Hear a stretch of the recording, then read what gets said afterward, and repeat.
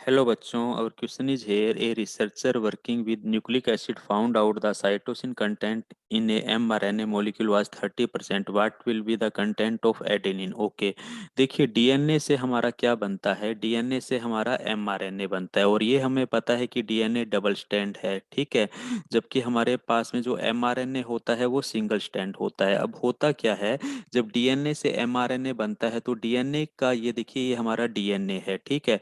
DNA का वो portion जो एमआरएनए बनाएगा उसको हम क्या कहते हैं, जो एमआरएनए बनाने के अंदर इन्वॉल्व होगा, सिस्ट्रोन। अब इस सिस्ट्रोन के अंदर हमें टू टाइप्स के न्यूक्लियोटाइड मिलते हैं, एक तो एक्सोन होते हैं और एक हमारे पास में इंट्रोन होते हैं। तो ये जो इंट्रोन है हमारे पास में nucleotide can't expressed in RNA, यानी कि ये हमारे पास में आरएनए के अंदर अपने आप को एक्सप्रेस नहीं करते हैं।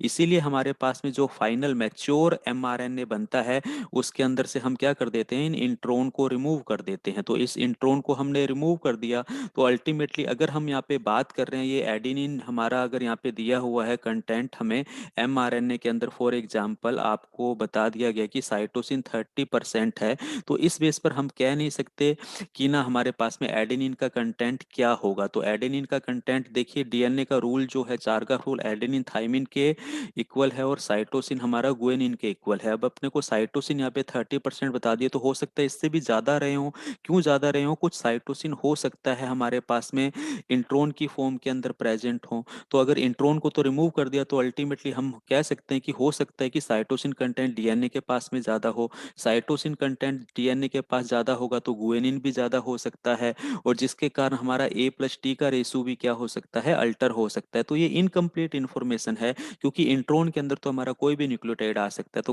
कैन नॉट बी डिटेक्टेड, हम इसको फाइंड आउट नहीं कर सकते हैं। ऑप्शन डी हमारा बिल्कुल राइट आंसर जाएगा, बाकी सभी ऑप्शन हमारे क्या हैं, गलत जाते हैं। Okay, thank you.